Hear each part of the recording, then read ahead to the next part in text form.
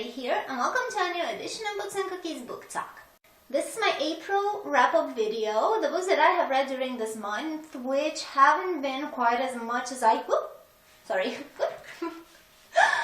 which haven't been quite as many as I have anticipated. I've only managed to read 6 books this month, even though I had about a 1.5 week vacation, but as I have mentioned before, I cannot read during vacations. I have no idea why.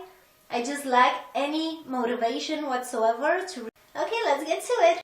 My first book of the month was Every Day by David Levithan. I adored it. It was really good. It was unusual. Why am I saying this? Because it follows a boy, or at least we assume it's a boy, who changes bodies every day. So he wakes up in the morning, he's in a body of, let's say, a 16-year-old girl from whatever town. He spends the day in her body, and then the next day he wakes up as a 16-year-old boy who lives in a different place. And he's done this his whole life. Like, he cannot remember a time where this wasn't happening to him. There isn't any sort of explanation for this. It's not... it's very difficult to explain because you don't get the fantasy or supernatural feeling from the book. It's like a contemporary. But you have this thing which isn't normal, like nobody switches bodies. But it's such a cute book. He falls in love with a girl, and then he tries, it's impossible for him to maintain a relationship with anybody, regardless if it's a relationship of love or friendship. He cannot, because every day he's a different person. But he tries and tries to manage to get this girl to fall in love with him and actually manage to build a relationship with her. And it's so cute. It's an open ending, and I won't tell you what's gonna happen.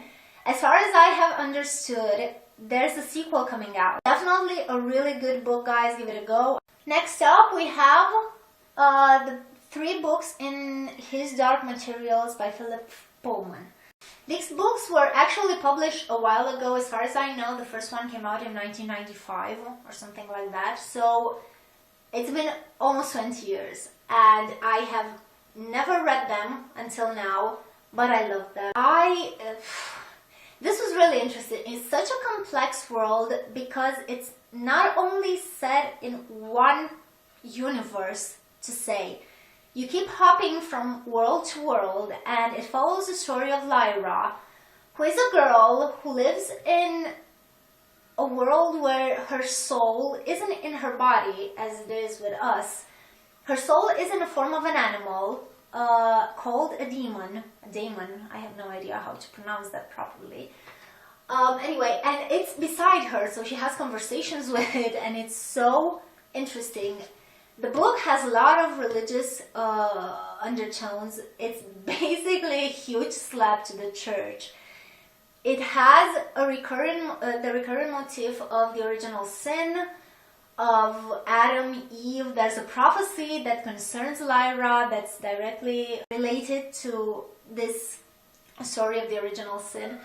And the church is painted in a really crappy manner. What I enjoyed a lot was the fact that the main antagonist was a woman, which is something that we don't normally find. That she's vicious, and I loved her, honestly. She's just ruthless. She lies, she cheats, she backstabs, she's wow.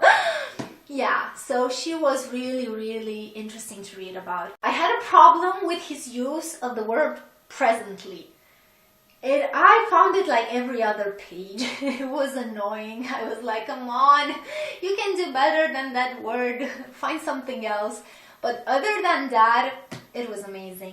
Next up, we have Anna and the French Kiss by Stephanie Perkins. This was a reread for me, and I loved it as much as I did the first time. This book is just, it's cute and it's precious.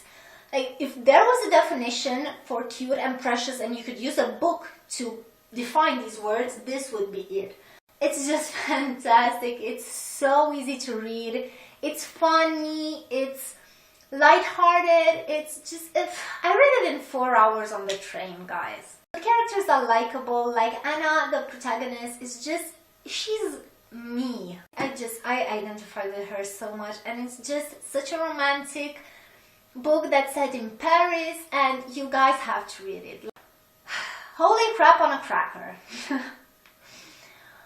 Vigorous Girls by Abigail Haas. I read this book yesterday, and when I was done with it, I threw it at a wall. This was such a total mindfuck. I am not kidding. This was just...